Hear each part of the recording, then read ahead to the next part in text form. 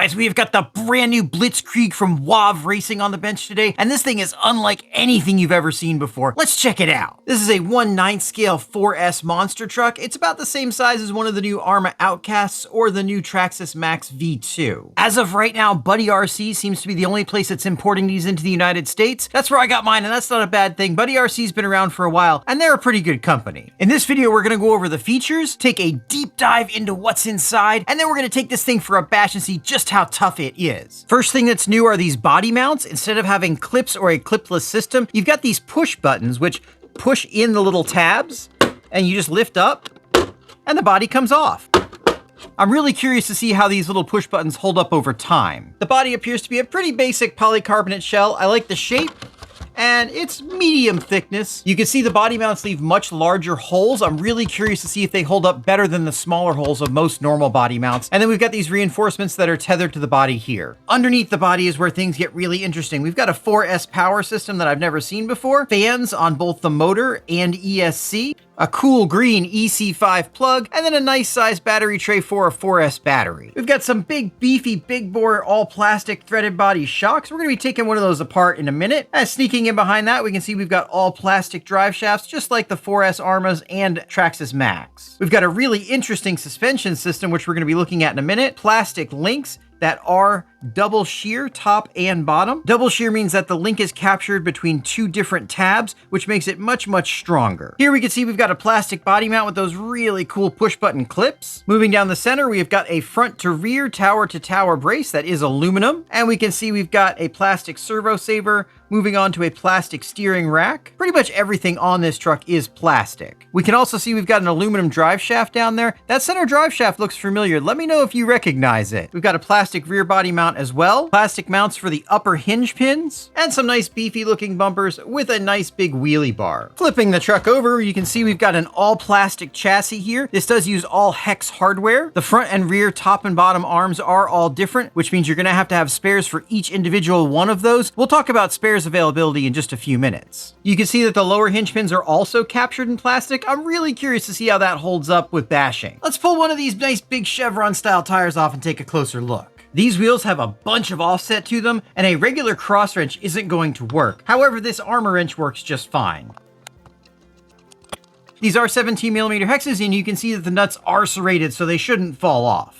We've got 17mm hex wheels here with some pretty large tires on them, and this is nice, soft feeling rubber. The tires are vented from the factory and the wheels are not vented, which is exactly what you want. Glue job looks good, and these are foam filled. I do see one issue with these, and that is just how deep this offset is. I suspect this means that we're gonna have problems if we try to run other monster truck tires on this car. We'll check that out later. And taking a closer look at the rear here, we can see we've got a nice big beefy rear hub. Let's see what those bearings look like. These screws do have thread lock on them, which is really nice to see. And these hex adapters are interesting. These are not your standard pin through style. They've actually got splines on them, which is probably stronger. And as you can see here, we do have sealed bearings.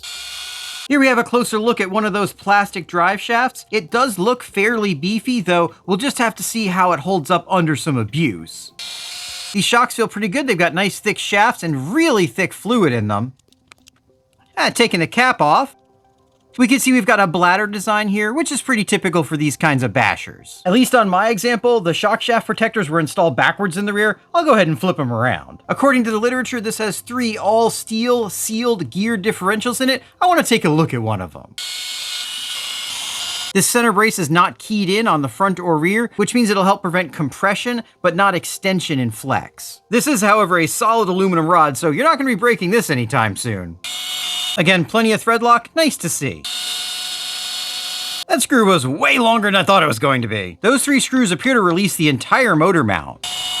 Yeah, we can take the entire motor mount out, and wow, this thing is beefy. This is a solid chunk of aluminum, and I can see now why that screw is so long. That single screw holds this entire motor mount in with a couple of locating features into this plastic bracket. We do have a steel pinion gear, and then hiding down in there, it looks like we can see a steel spur gear as well. If you're not sure where this design is familiar from yet, maybe this will jog your memory. We're gonna have to use a teeny tiny little 50,000ths bit in order to take this grub screw out. And then you can just slide this center drive shaft collar back. I did have to put a little bit of heat on this because they have red thread locker on the splines themselves, but it only took a little bit of heat, then she came right off. Don't lose this spring that's being used to center the center drive shaft in place. And I believe the rest of this disassembly is going to have to be done from the underside. This feels pretty similar to the 3 and 4S Arrmas, where I think this whole top plate's going to come off as one unit. So just like those, we need to take off the top mounts for the shocks and these 2 screws for the rear bumper.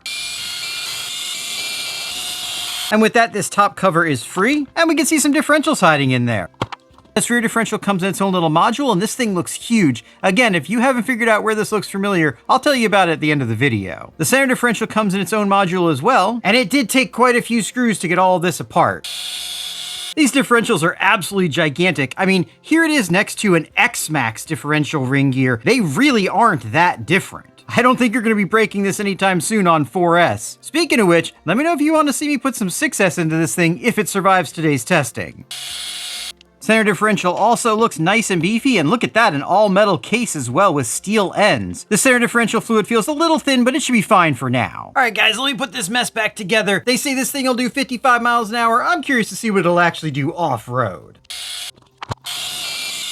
But before we do that, let's finish looking at these electronics. We get a nice big beefy 4S ESC, and then hidden under there, we've got the servo and the receiver, which are both enclosed in this module. The servo is waterproof and appears to have a metal output. The receiver looks like it has potential for a gasket here, but there isn't one. And the receiver appears to be just a standard 4-channel unit. I don't see any indication of waterproofing on here. However, this whole thing is enclosed pretty well, and so it should be reasonably water resistant. To go along with that receiver, we've got a fairly basic, what looks like 3-channel transmitter. It does have a foam wheel, steering and throttle dual rates, as well as a throttle limit switch, just like you'd see on the Arrma transmitters. Feels pretty good, should be a good basic transmitter. To go along with that, we've got a basic manual that gives you what you need to know in order to get started, as well as parts breakdown and parts lists. Speaking of parts, I did talk to Buddy RC, and they are planning on carrying a complete set of spare parts for these vehicles. Last thing we need to look at before we go out is this front suspension, which uses a unique pivot ball design.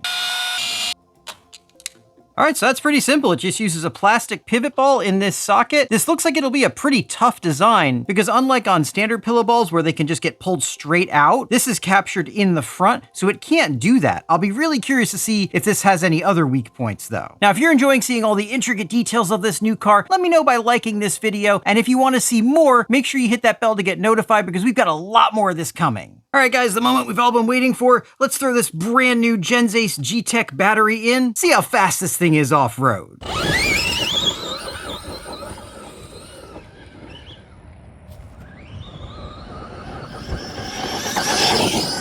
Pretty quick.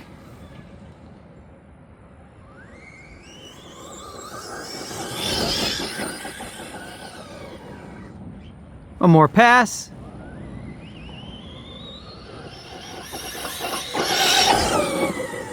All right, let's check. 42 miles an hour, that's not too terrible. A little bit slower than the competition, but still perfectly usable. Features are fun and speed is fine, but the real question is, can she bash?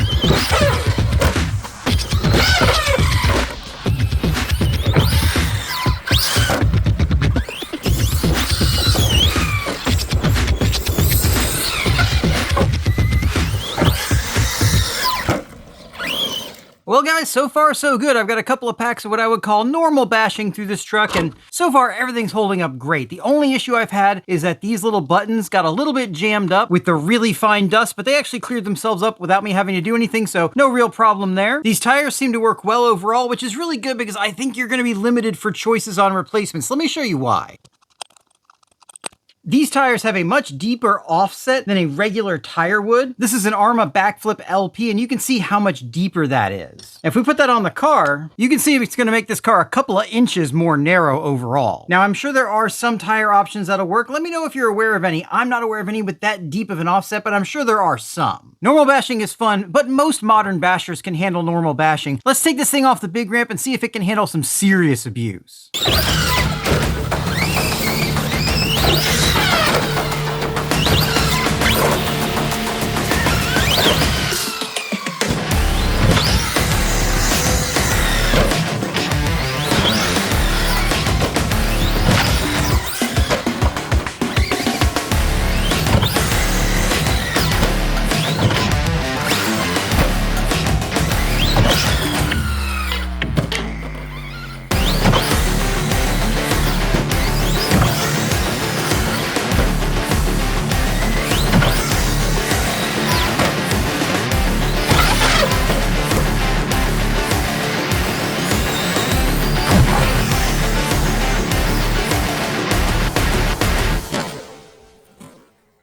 All right, guys, I broke it. Let me preface this, though, by saying that very few cars actually survive a full thrashing session on that ramp, and this one's no different. Let's see where the weak point was. In this case, the weak point appears to be these shock shafts. You can see instead of threading in, they just clip into the plastic, and that little clipped-in piece broke, causing this to come out. Actually caused me to lose one of the springs. I broke this on the front and rear on a particularly nasty landing. Other than that, the entire thing has held up really, really well to some pretty heavy abuse. I took a look online and found that when these replacement parts are available in the US, they're going to be very cheap. A set of those shock shafts is only about $5. So is this truck a game changer, and should you spend your money on one? I'm gonna say yes and no to both. First, I think this represents the very first larger basher that's not from a big brand that I would actually recommend. They've obviously done a lot of work to make this durable, and it is durable. It also handles pretty well, the tires are good, and it's a lot of fun. It's $100 cheaper than the 4S Arrma and $250 cheaper than the 4S Traxxas. That being said, I think they've got a bit of a ways to go. They've got some lessons to learn. I think they should probably not reinvent the wheel. Maybe just do a standard clipless body system or even body clips. These are nice, but I don't think they're any more convenient than regular clips are. And then with things like these shocks, just use regular threaded in shocks. I'm not sure what the purpose of these clip-in style ones are, but they aren't as strong and they're going to break more frequently. That being said, overall as a platform, I think this is really awesome. And I think with just a few tweaks, they can make this thing essentially bulletproof. Should you buy one? Well, if you're buying your first or only basher, I don't think so. I would say go ahead and get one of the 4S Arrmas for $100 more. But if you've got a bunch of cars and you want to try something different, you could definitely do a lot worse than this one. If you're interested in checking one of these out, I've got some non-affiliate links down in the description. Oh yeah, by the way, this truck is definitely made in the same factory as the new Red Cat Machete. Those differentials are identical, and that center drive shaft looks very, very similar. Thanks so much for hanging out with me. If you enjoyed this video, why don't you check out one of these?